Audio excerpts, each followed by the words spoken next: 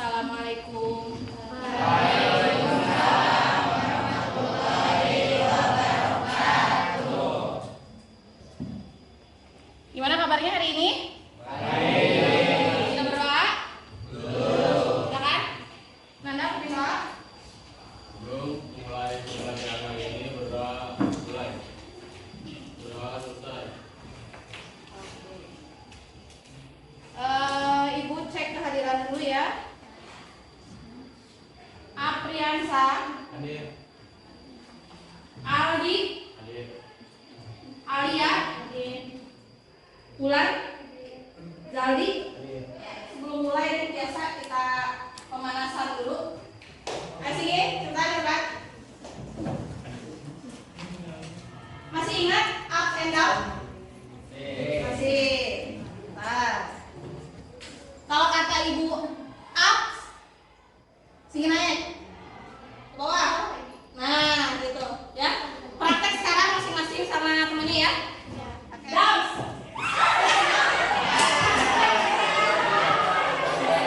Hari ini adalah tujuan pembelajarannya. Selanjutnya adalah peserta didik diharapkan mampu menjelaskan dampak dari kebijakan pemerintah Jepang di Indonesia ya dalam berbagai bidang, ada bidang pemerintahan, ekonomi, sosbud dan militer.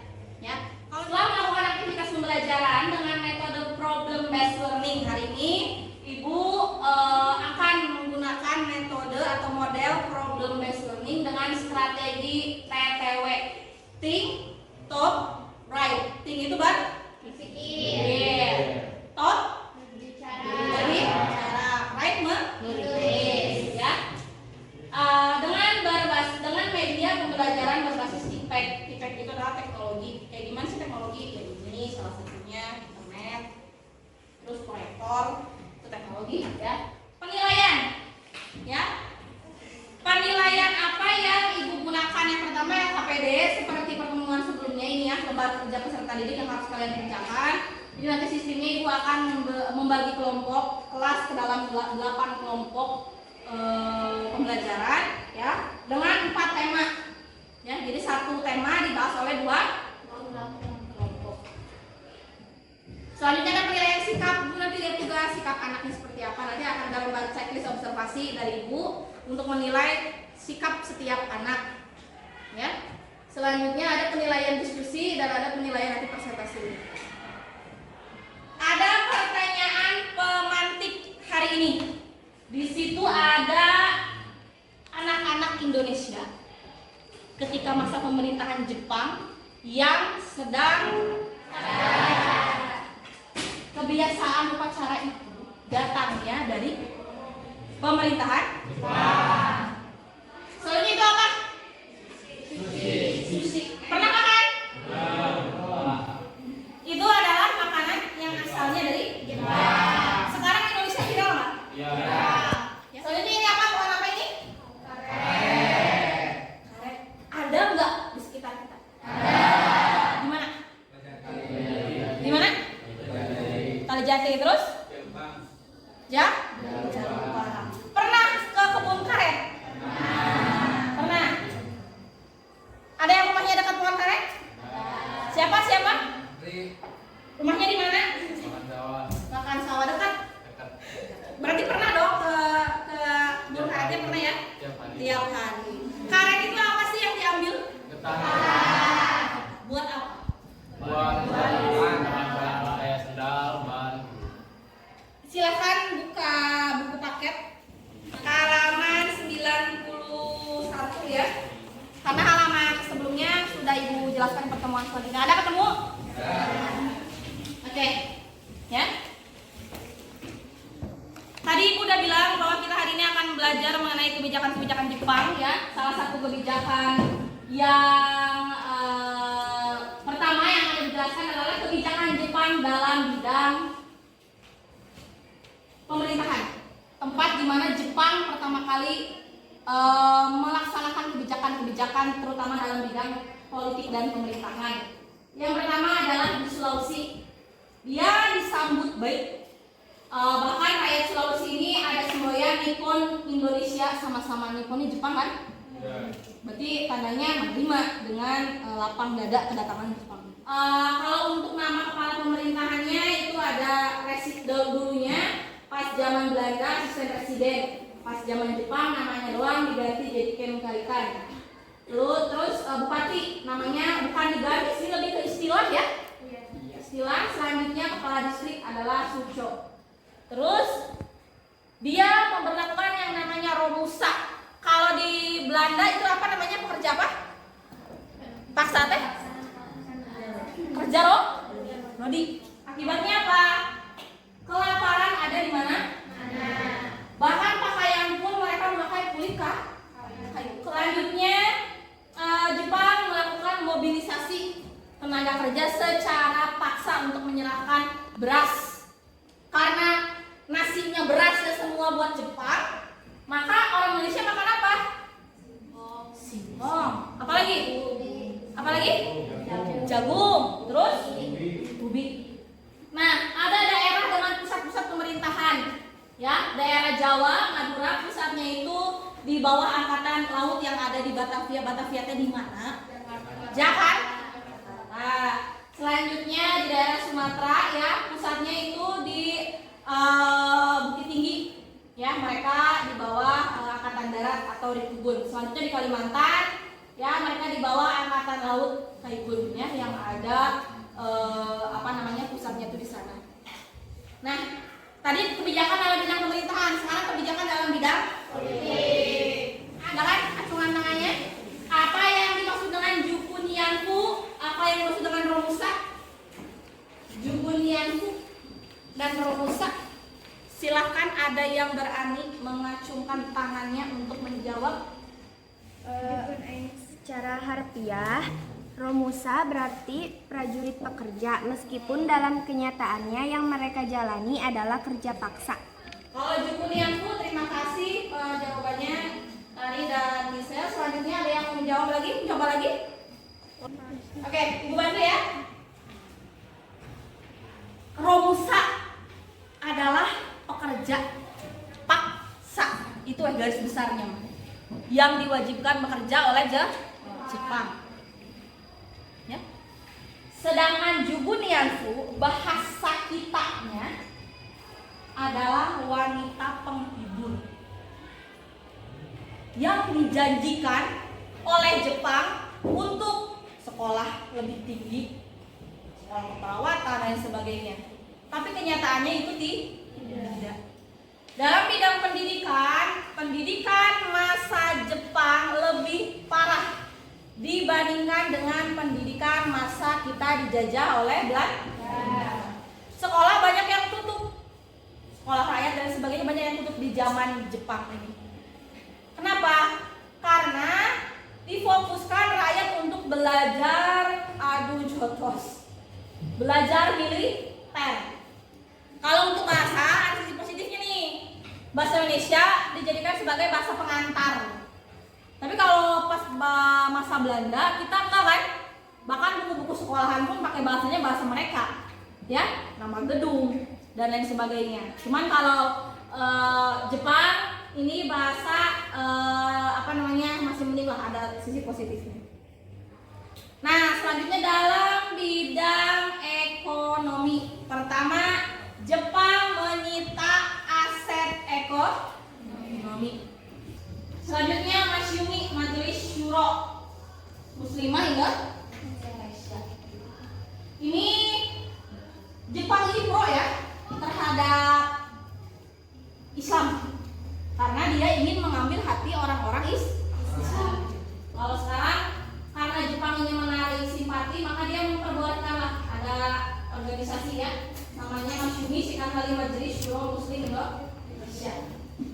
Selanjutnya adalah Jawa Hokokai. Hokokai itu himpunan kebaktian. Hokokai apa? Hokokai? Himpunan kebaktian. Jawa berarti Jawa. Berarti himpunan kebaktian orang-orang Jawa. Selanjutnya kebijakan Jepang, lihat gambarnya. Lagi ngapain itu? Lagi ngapain? Membungkuk. Mereka memberikan hormat kepada arah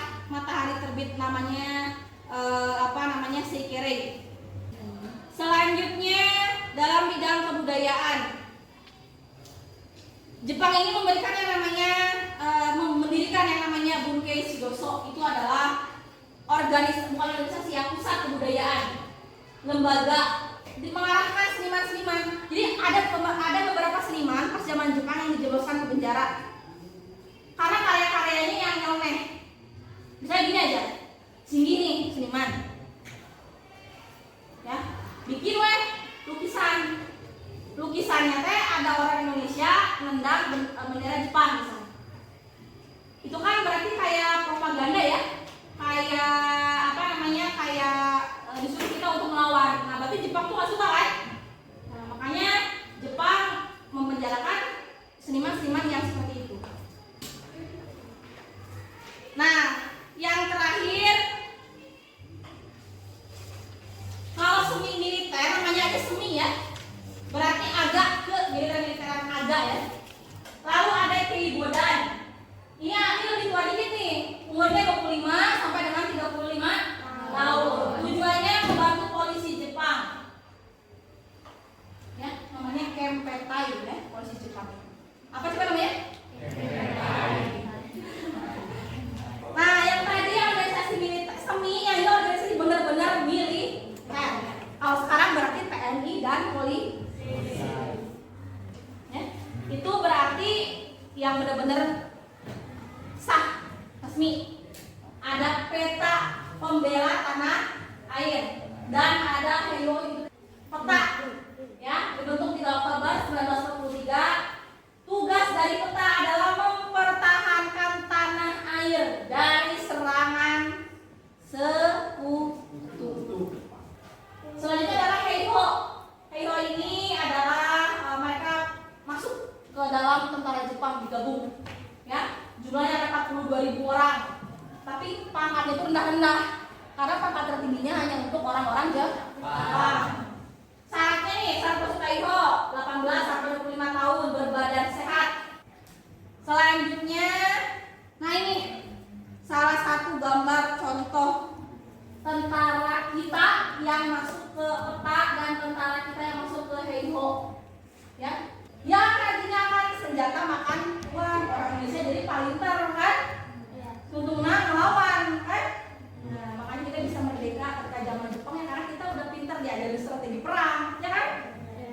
Diajarin gimana caranya melawan walaupun kita pakai tenaga yang sederhana. Sekarang ada pertanyaan? Silakan, materinya cukup sampai dengan di sini. Silakan. Kenapa Jepang hampir di berbagai daerah bisa diterima dengan baik? Kenapa sih Bu Jepang di berbagai daerah kata Gisel dapat diterima dengan baik? Silakan. Ada yang bisa menjawab? Silakan Anda, silakan. Karena Jepang menjanjikan kemerdekaan bagi masyarakat Indonesia. Kenapa diterima dengan baik? Makasih Nanda. Kenapa diterima dengan baik? Karena Jepang itu di awal sudah melakukan propaganda atau usaha untuk menarik hati orang Indonesia. Terima kasih. Ada lagi yang ingin bertanya? Eka, silakan. Kenapa pusat kekuasaan Jepang di Sumatera dan di Palembang?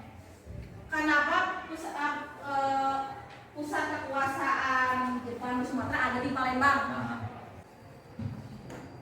Kebutuhan minyak di Indonesia paling banyak ada di Palembang, 80%, dan Jepang tahu, ya, makanya Jepang menguasai daerah Palembang untuk minyaknya diambil kepentingan akomodasi dari kendaraan mereka, alat perang mereka, ya, untuk kebutuhan perang. Terima kasih Eka pertanyaannya. Ada lagi yang ingin bertanya? Raida, silakan. Kalau mendengar dari penjelasan yang Ibu jelaskan tadi, penjajahan Jepang itu terlihat begitu menyedihkan dibandingkan pada saat Belanda. Nah, itu kenapa bisa terjadi hal tersebut? Ya, terima kasih pertanyaannya Raida. Ada yang ingin menjawab? Kenapa sih Bu? Kok Jepang kan dari tadi Ibu ngomongnya menyedihkan dibandingkan dengan Belanda? Ada yang bisa menjawab?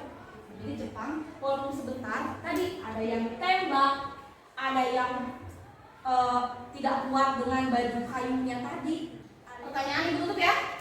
Sekarang silakan kalian bagi kelompok sesuai dengan kelompok permanen yang telah dibuat. Lihat tangan Ibu, lihat bawa ini aja, pulpen saja dengan buku paket. Lihat tangan Ibu, kelompok 1, 2, 3, 4, 5, 6, 7, 8. Ayo dalam waktu 2 menit. Scan barcode-nya ya. Silakan scan barcode-nya untuk bahan ajar.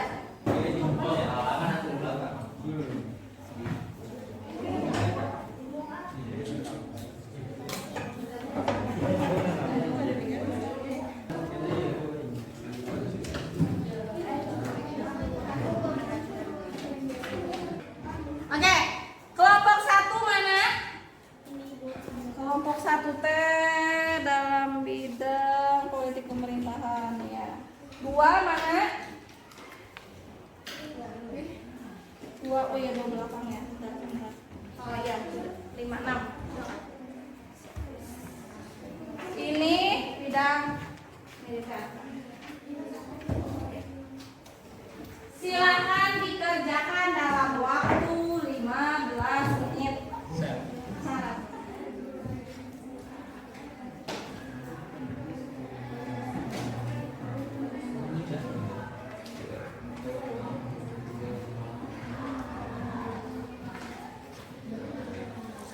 Ini tes siapa aja? Sri Lestari, Bunga, Krisna, Salih. Ada kesulitan? Antara ini dulu ya. Apriansa, Melinda, Isa, Regi. Sejauh ini ada kesulitan belum? Coba dulu ya. Kalau ada pertanyaan.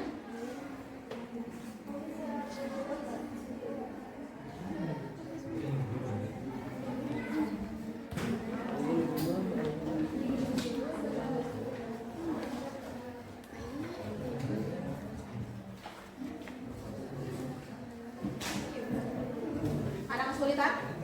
Belum.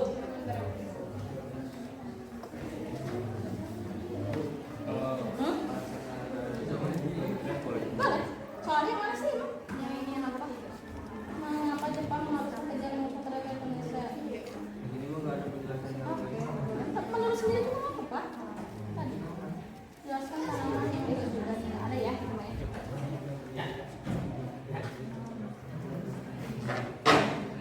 Gimana? Tarik dulu kasih.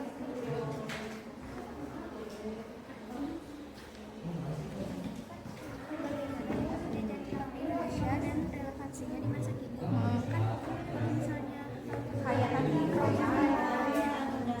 dampak kebijakan Jepang. Kayak tadi dalam bidang apa ini kalian? Dalam bidang sosial budaya.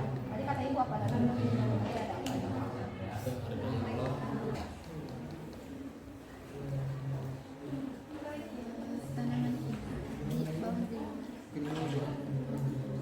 ada 3.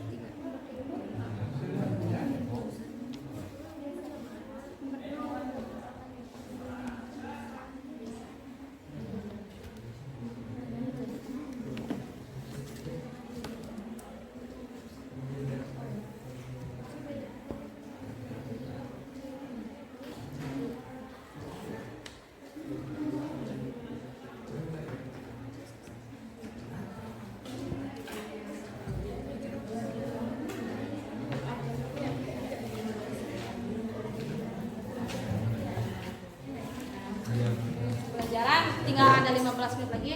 Sekarang kita presentasi. Assalamualaikum warahmatullahi wabarakatuh.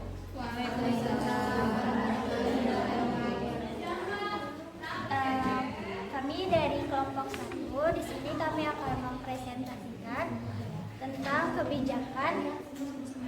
kebijakan di politik. Nah, untuk pertanyaan yang pertama yaitu bagaimana sih dampak penjajahan Jepang di Indonesia dan relevansinya di masa kini? Di Indonesia, tepatnya di Palembang, Jepang menguasai kilang minyak sebesar 82%. Itu salah satunya. Jawabannya, upacara pengibaran bendera merah putih, dan adanya organisasi Islam. Nomor 2, apa saja kebijakan Jepang dalam bidang sosial dan budaya? Jawabannya, adanya gerakan 3A, Pusat Tenaga Rakyat atau Putra, Masyumi, dan Jawa Hokakai. Karena adanya perubahan struktur sosial dari masa penjajahan Jepang tersebut. Ada pertanyaan? Dari kelompok 34? Satu saja? Tidak apa-apa yang tadi?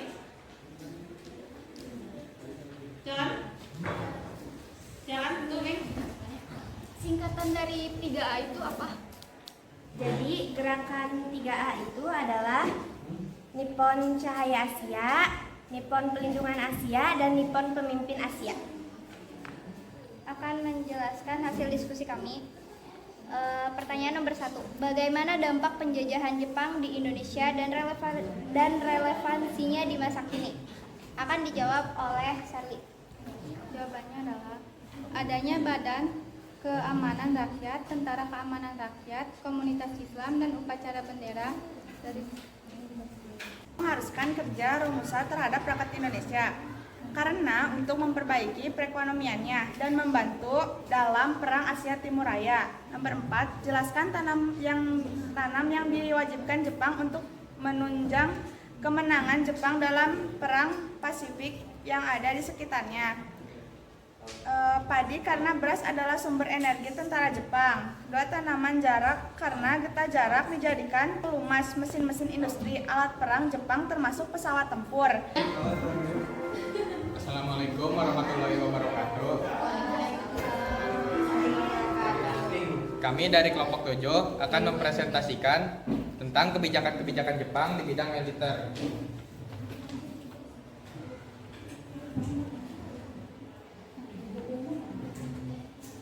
Bagaimana dampak penjajahan Jepang di Indonesia dan relevansinya di masa kini?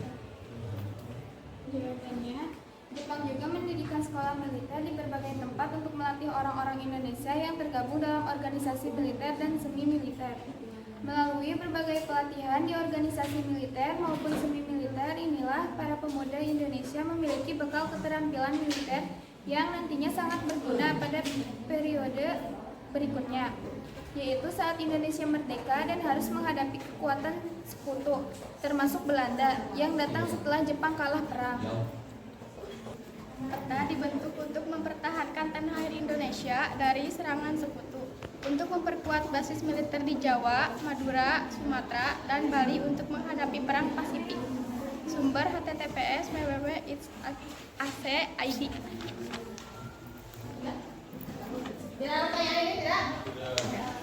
Sekian dari kami. Wassalamualaikum warahmatullahi wabarakatuh.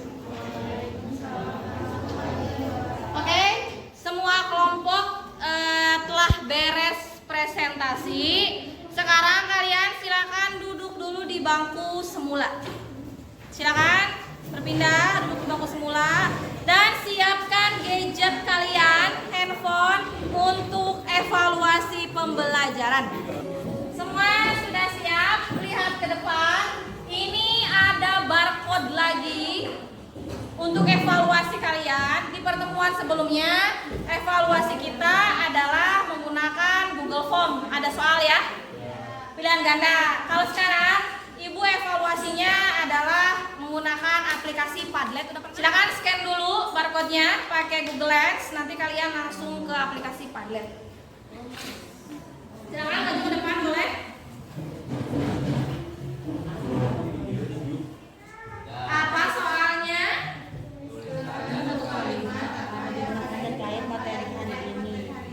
Soalnya adalah tuliskan satu kalimat yang ada di benak kalian ya mengenai materi hari ini. Di situ ada publikasi ya. Yang sudah silakan langsung publikasikan.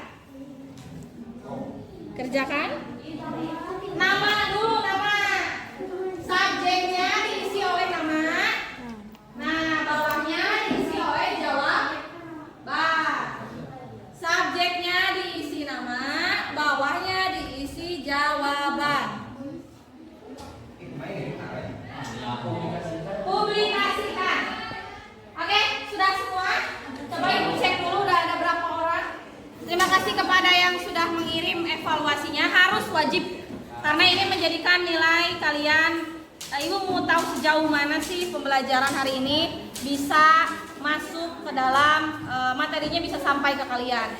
Sekarang silakan acungkan tangan, Ibu mau tanya